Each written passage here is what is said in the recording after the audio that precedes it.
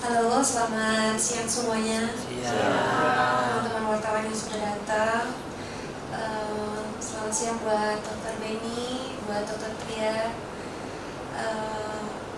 Pertama-tama aku mau mengucapkan rasa syukur kepada Tuhan Yang Maha Kuasa dengan adanya hari ini, hari di mana aku bisa melewati berbagai macam perjalanan yang begitu indah saat melahirkan kemarin. Telah lahir ya putri ketiga kami, berjenis kelamin perempuan pada tanggal 2 Desember 2024 pada jam 9.30 malam dengan proses lahir normal, dengan didampingi oleh suami yang luar biasa. Yang pasti seperti yang sudah diceritakan oleh Dr. Benny dan juga Dr. Tria bahwa kelahiran kali ini mungkin ada beberapa satu dan lain hal yang bikin aku dan suamiku kita harus stay di rumah sakit sampai 8 hari. Tapi ya terlebih dari itu semua itu merupakan pengalaman yang indah dan luar biasa yang kita syukuri bahwa kita sudah melewatinya dengan baik, dengan tim yang bekerja sama dengan baik, tim dokter, tim bidan, tim suster, semuanya rumah sakit. Dan ya paling kita berdua bahagia sekali hari ini, dan mungkin bisa lanjut diceritakan oleh suami saya aja, soalnya saya kebanyakan dalam keadaan lemah dan gak begitu ingat, lebih ingat kesakitnya doang. Jadi kalau cerita takut sedih, tapi ya biar suami saya aja yang ceritain. Terima Selamat siang semuanya. Terima kasih Dr. Tria, Dr. Benny, for your service and for your input. Yang terjadi sama istri ini bukan sesuatu yang boleh kita bilang kecil ya. Ini something yang memang boleh dibilang shocking. Tapi balik lagi, thank you Lord Jesus, everything is fine. With the grace of Dr. Tria and Dr. Benny yang Tuhan pakai untuk bantu istri saya pulih, dan of course untuk istriku yang sangat kuat yang bisa melewati proses ini semua. Apa sampai nggak bisa ngomong ya, mungkin langsung aja ke Q&A biar lebih jelas aja lah. Oke, sesuai request, lihat Vincent yang mau tanya apa? Mbak, silakan. Sebelumnya ini dari MNC, Kak Jedar, selamat atas kelahiran putrinya, keren banget, kita mantau juga di sosmed. Mungkin kalau boleh tahu mengapa alasannya, ini kan anak yang diharap-harapkan juga ya, tapi sepertinya seorang ibu keren banget memilih persalinan normal sampai melakukan ada transfusi darah dan lain-lain. Mungkin Kak Jedar bagaimana sih saat memutuskan untuk melahirkan normal, dan itu tanggal cantik juga kayaknya 12 ya, gimana sih Kak? Kalau untuk proses normal sih memang yang selalu aku harapkan ya, supaya bisa selalu melahirkan dengan cara normal. Karena anak pertama, anak kedua juga dengan proses normal. Jadi berharap banget kalau anak ketiga bisa normal. Dan kalau untuk tanggal cantiknya tanggal 2 Desember itu sebenarnya itu aku afirmasi kepada diri sendiri dan juga baby. Mudah-mudahan kita bisa bertemu di tanggal 2 Desember gitu.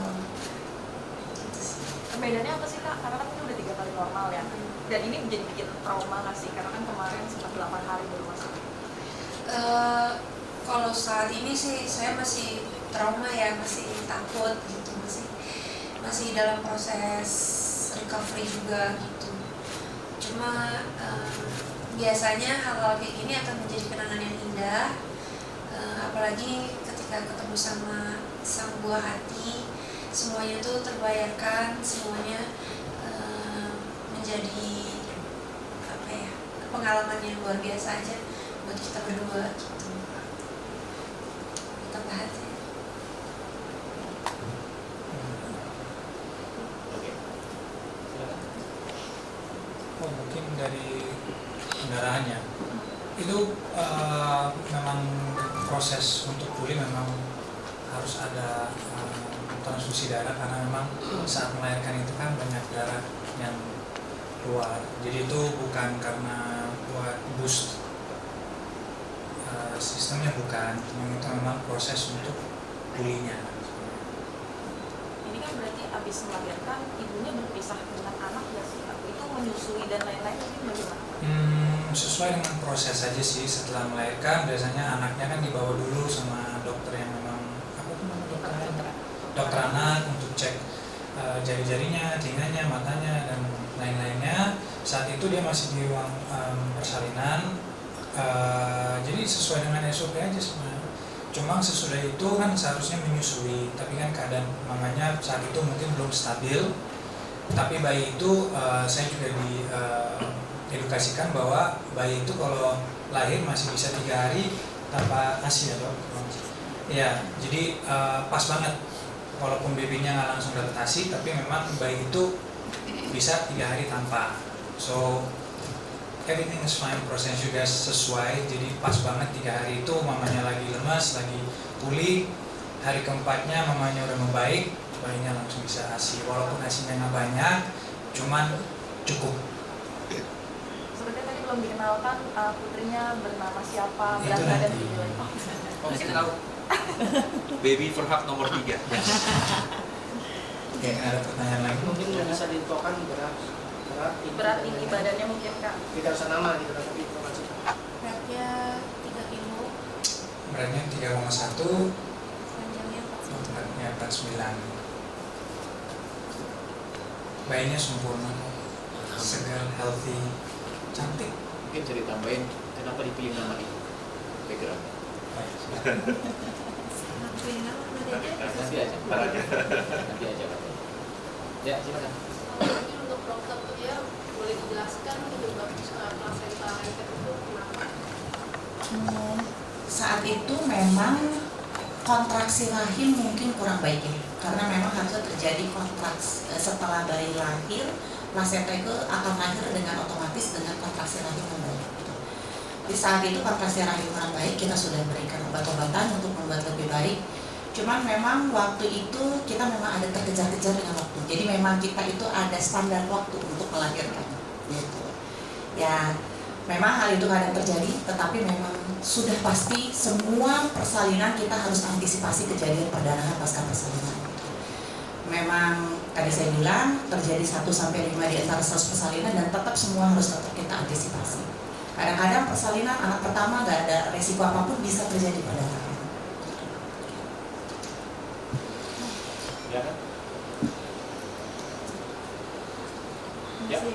Aku mau nanya ketika proses pendarahan dan transfusi darah itu ada sesuatu yang bisa dibilang kendala itu masih mungkin ketika transfusi darah itu harus seperti apa, dan buat Kades yang menguatkan Kades sampai akhirnya siuman sampai sekarang itu apa? Boleh.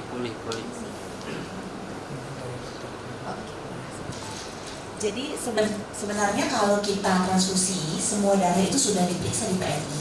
Jadi kita melewati proses namanya cross match. Tetapi semua transfusi itu ada resiko untuk reaksi transfusi, karena memang satu kita harus tahu bahwa di dalam tabung darah, bank darah itu ada zat-zat pengawet darah yang memang kadang-kadang menimbulkan reaksi transfusi. Gitu. That's why makanya reaksi transfusi itu harus diobservasi ketat. Gitu.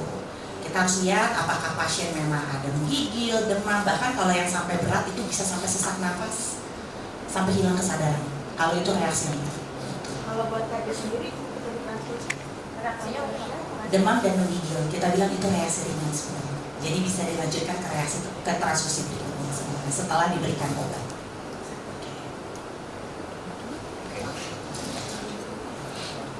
Tadi pertanyaan apa? Sorry.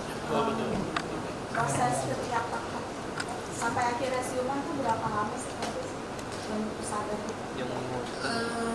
Kalau dari proses melahirkan dan perdarahan itu apa tuh? Aku coba apa tuh? itu berapa lama ya?